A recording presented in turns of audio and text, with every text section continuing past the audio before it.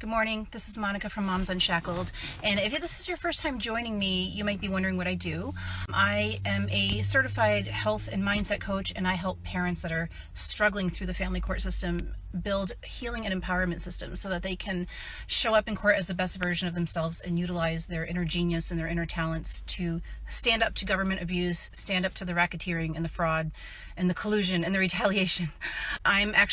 Speaking of which, I'm actually outside the courthouse right now, about to go in with a client, but I wanted to do a quick 5-minute live stream because that's all I have right now. So there's something that comes up a lot when I see advice that people are giving, and these are well-meaning people that are giving out advice. Most of the time are not part of the family court system.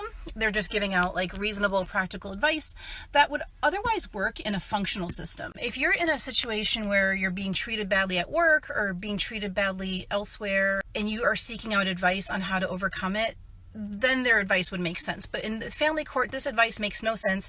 I think it's harmful advice. It irritates me to no end, even though I know that these people mean well. Those 3 words are document, document, document. If I see those 3 words ever again, I'm going to freak out. I see it all the time.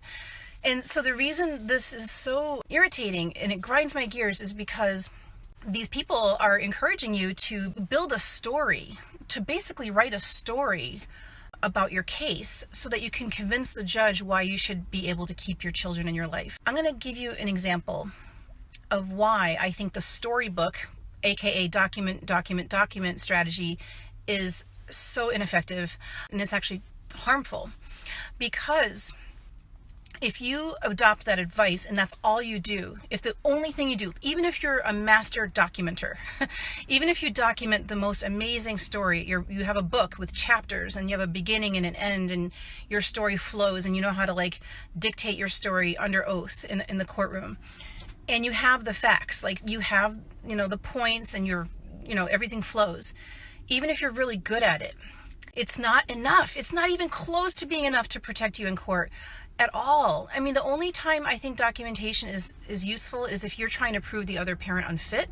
Then you will need to document because you have to show evidence. But assuming that you're not doing it to prove the other parent unfit and you're just doing it to do it, if you're receiving this advice, you're receiving it because your ex is trying to take your child away from you, okay? This is for moms and dads both. Both sexes have exes that are trying to go after them for their rights. And so the documentation strategy to use to convince a judge that your children should stay in your life, or to convince a judge that there's nothing wrong with the way you parent or something like that, isn't effective. I'll give you an analogy of why this is ineffective. Let's just say you get a summons to appear on a battlefield. You get a summons and it says, hello, Mrs. Smith or Mr. Smith. You have been served to appear at this battlefield at 9:00 on Thursday, and you're going to have a knife held to your throat, a little switchblade, a little 3-inch switchblade is going to be held to your throat in this battlefield. How do you prepare for that situation? The documentation strategy, aka the storybook strategy, the storytelling strategy, is designed to convince your saboteur that they should set you free, or they should not kill you. They should not slit your throat in the battlefield. The documentation strategy is trying to appease to the judge and make the judge like you so that you don't lose your kids. That's why people want you to document, for the most part. Okay, I'm sure there's exceptions, but when I see this advice being dished out, I see that it's meant to appease the whims of a judge and cater to the temperament of the judge. So you're going in with the storybook strategy to make the judge like you so that you don't get your kids taken away. So that would be similar to going on a battlefield and convincing the person with the switchblade to your throat not to cut your throat. Now, what if when you get the summons to appear on the battlefield, you have a really nice sword, if you're a Game of Thrones fan, what if you had ice? What if you had, like Ned Stark's sword was called ice? You have ice. You have this amazing Valyrian steel sword. Are you going to leave that sword at home? Because that sword's is no match for that switchblade. You know that if the minute that person pulls out that switchblade, you could swing your sword and protect yourself. Ice, your sword, if you leave that at home to not appear crazy, because a lot of times people will say, well, if you use your rights, if you use your best weapon, you're going to look crazy. You're better off just documenting, telling your story, being honest, being charismatic to the judge. The judge will like you, the judge will feel sorry for you, blah, blah, blah, and then you're not going to lose your kids.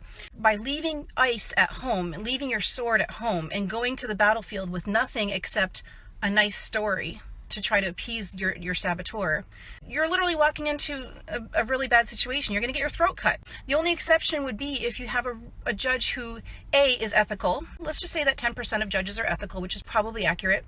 But even if you have an ethical judge, they work inside a shitty system where the foundation is built upon fraud and collusion and retaliation and corruption and discrimination. So they're working inside a foundation that embraces all of those philosophies. So why would you even want to? I mean, I'm sure there were Nazis that were nice people. They probably had good hearts. They probably took care of their families, But at the end of the day, they're still out there being saboteurs to innocent people. So why would you do that? Why not bring your sword? Now, your sword, what is this? What is your sword? What am I talking about? Am I telling you to bring a sword to the courthouse? No. Bring your rights, your fundamental rights, your constitutional rights, your rights under HIPAA, your rights under informed consent, your rights under the American with Disabilities Act. You have contractual rights. You have the right to create contracts and break contracts. All these rights, you guys are leaving those rights at home. You're leaving those rights at home, and in exchange, you're bringing your story. And then what happens is the judge doesn't buy the story, and then you go to the appeals court and you say, I had this amazing story, and the judge skipped chapter 4. The judge didn't look at the introduction properly. The judge didn't look at the table of contents properly. I'm appealing because the judge didn't put enough focus into chapter 11. The judge should have put more focus. But the thing is, the laws allow the judge to do that. The laws allow the judge to not even open the book. The law lets judges do whatever they want with the book. They don't have to open the book. They could focus all of their attention on one sentence in your book. They could look at the cover of your book and make a best interest of the child determination. So the laws don't support the storytelling strategy at all. There's no laws to support that. If you guys could find a law that says if a judge likes you and a judge likes your story and your documentation, you're going to keep your kids. Show me that law, take a screenshot of it, send it to me, and I'll send you a care package. I will. Send me your address, send me the screenshot. Say, here, Monica, here's a law that says if the judge likes you, you're going to keep your kids. There's no laws that support that as far as I know, but the Constitution, all the laws I just listed, the American with Disabilities Act, those are your swords. That's your ice. That's Ned Stark's ice. So think about this whole documentation strategy and consider if this is really the right strategy, or should I be adopting my rights instead? Anyway, let me know what you think about this. I have to go. I think I'm running a little behind, so I'm going to be ending, and I hope that you all have a great week. Okay, it's a gorgeous time of year. I just love the middle of December, so enjoy your day, and we will talk soon. Thank you so much.